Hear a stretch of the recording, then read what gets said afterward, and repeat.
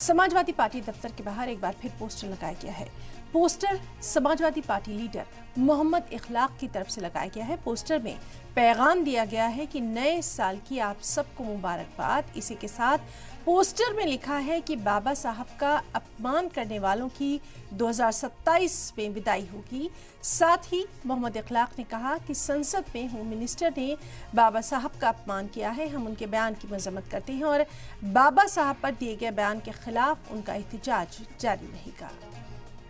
उत्तर प्रदेश में लगातार पोस्टर वार जारी है। समाजवादी पार्टी कार्यालय के बाहर 2025 की बधाई भी दी गई है और बधाई के साथ साथ एक लिखा गया है कि नव वर्ष में आप सभी को बधाई, बाबा साहब अपमान करने वालों की 27 में होगी विदाई। मोहम्मद इखलाक साहब हैं जो समाजवादी पार्टी के कार्यकर्ता हैं, उन्होंने ये होर्डिंग लगाई है। हमारे साथ मौजूद भी, उससे बात भी करते हैं कि आखिर इस होर्डिंग लगाने की वजह क्या रही है और क्या मैसेज इस होर्डिंग के जरिए देना चाहते हैं आप। देखिए, मैसेज साफ है। आप मीडिया बंधु के माध्यम से मैसेज साफ देने का प्रयोग है जो हमारे राष्ट्रीय अध्यक्ष अखिलेश यादव साहब तो दे ही रहे हैं, समाजवादी पार्टी दे रही है कि बाबा साहब के अपमान करने वालों को हम नहीं छोड़ेंगे।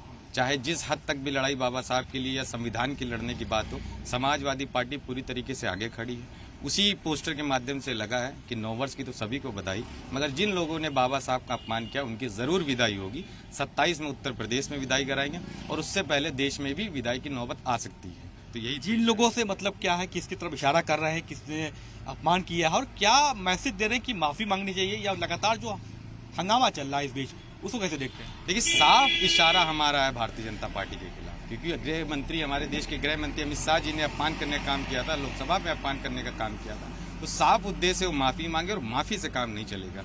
इनको इस्तीफा भी देना चाहिए, वरना ये भारतीय जनता पार्टी सरकार भी गिरेगी। ये भी बहुत मैं जवाब से कहना चाहता हूँ कि इनको साफ तौर पे माफी मांग के इस्तीफा देना चाहिए।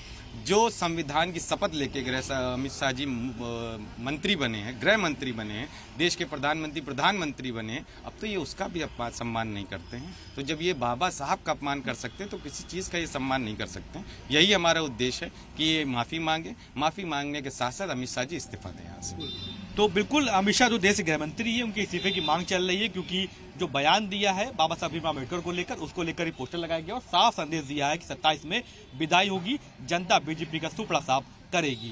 कैमरा पर्सन गिरीश के साथ अतीक अहमद, सलाम टीवी।